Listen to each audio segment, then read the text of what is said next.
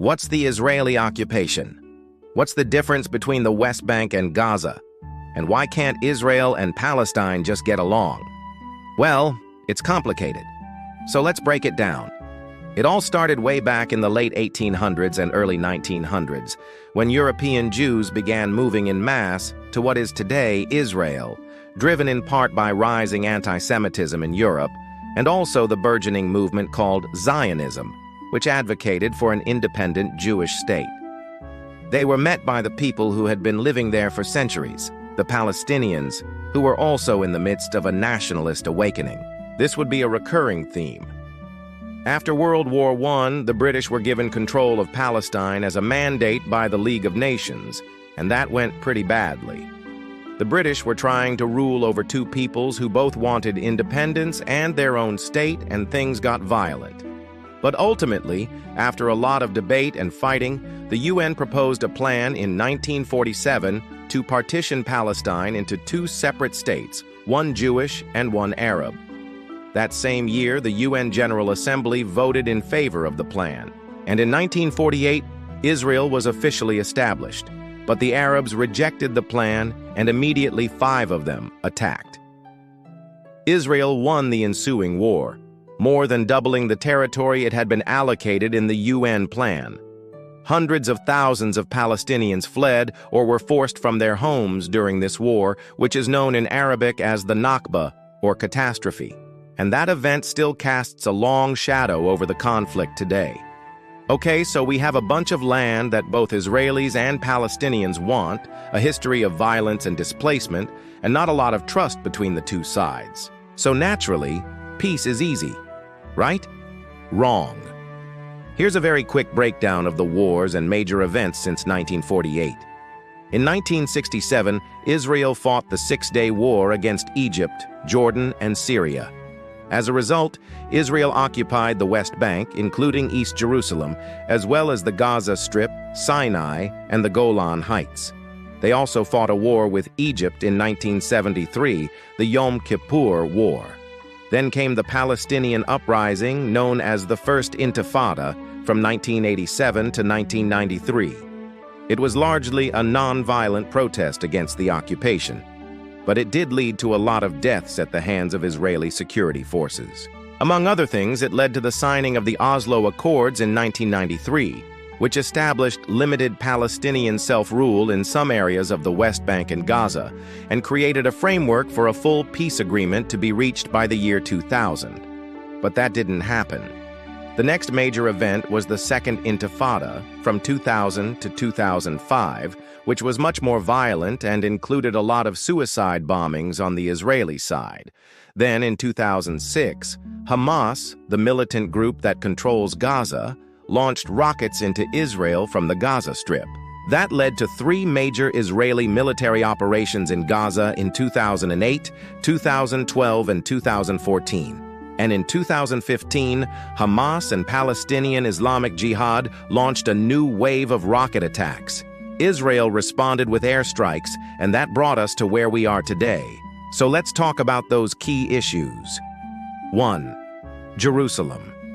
Both Jews, Muslims, and Christians consider Jerusalem a holy city. For Jews, it's the site of the ancient temple. For Muslims, it's the direction they pray towards, Mecca. And for Christians, it's where Jesus was crucified and resurrected. Israel considers the whole city its eternal and indivisible capital. Palestinians want East Jerusalem to be the capital of their future state. The status of Jerusalem is one of the most contentious issues in the peace process, and it hasn't been resolved yet. That leads us to number 2, the right of return. About 5 million Palestinian refugees and their descendants live in neighboring countries like Lebanon, Jordan, and Syria. They and many Palestinians in the West Bank and Gaza want the right to return to the homes from which they or their families were displaced in 1948. Israel worries that if they accept the right of return, it could mean the end of the Jewish state, because there are simply more Palestinian refugees than Jewish people in the world.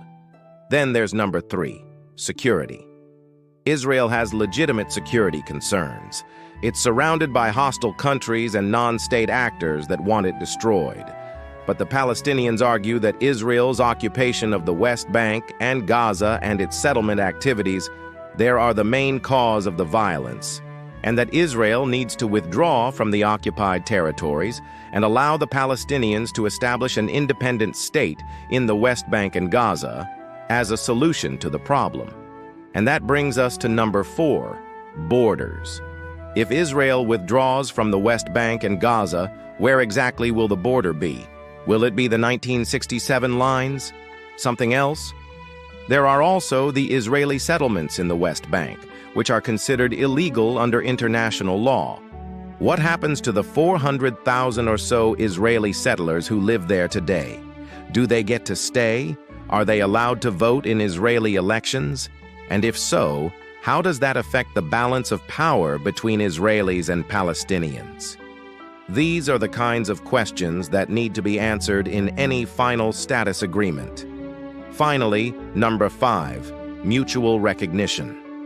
For decades, Israel refused to recognize the state of Palestine or Hamas, which further complicated matters.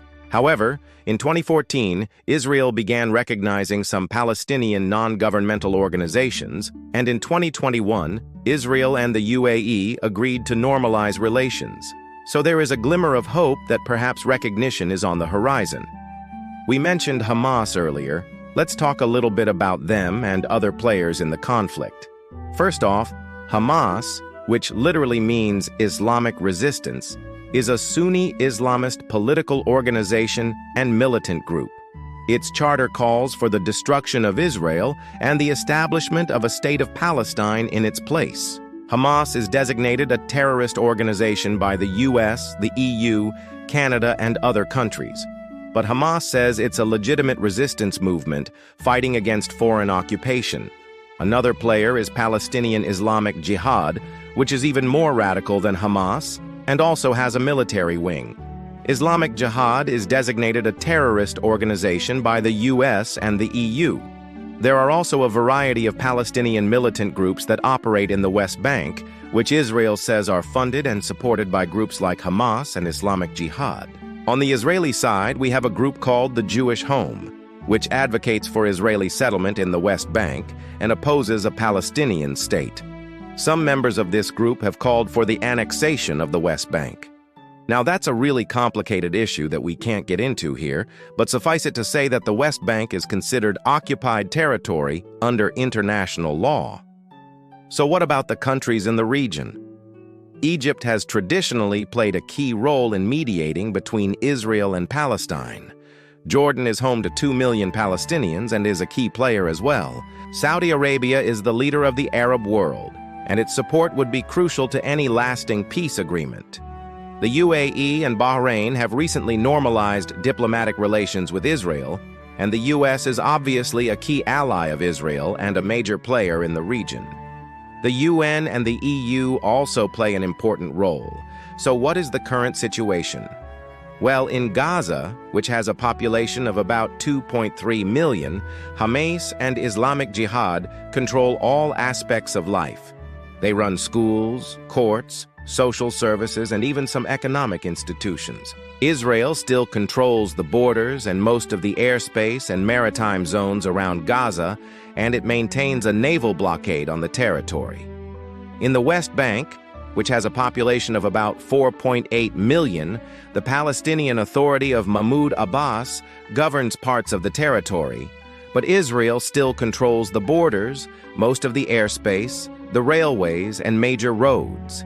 Over half the Palestinian population in the West Bank lives under the age of 30. So now you know that the Israeli occupation is basically a combination of an intractable territorial dispute, a history of violence, displacement, and mistrust, and a whole lot of unanswered questions about Jerusalem, refugees, borders, security, and recognition. And you know that it's a tinderbox waiting to explode. Well, unfortunately, it already has and continues to. Every few months, it seems like there's another rocket attack from Gaza or northern Israel or a military operation in response. It's a tragic situation that has resulted in countless deaths, injuries, and untold misery for both Israelis and Palestinians. There are also periodic massive protests along the fence separating Gaza from Israel, which have resulted in dozens of Palestinian deaths at the hands of Israeli soldiers. Both sides have legitimate grievances, and both sides have engaged in horrific acts of violence. It's a messy situation that defies easy solutions. And yet somehow both Israelis and Palestinians go about their everyday lives. Life goes on. Families wake up every morning, make breakfast, try to get their kids to school safely, go to work, try to earn a living and hope for a better day. That's why it matters. Because it's not just about politics or geopolitics or international relations. It's about real people, real families, and their right to live in peace and security. This conflict raises fundamental questions about self-determination, human rights, and international law.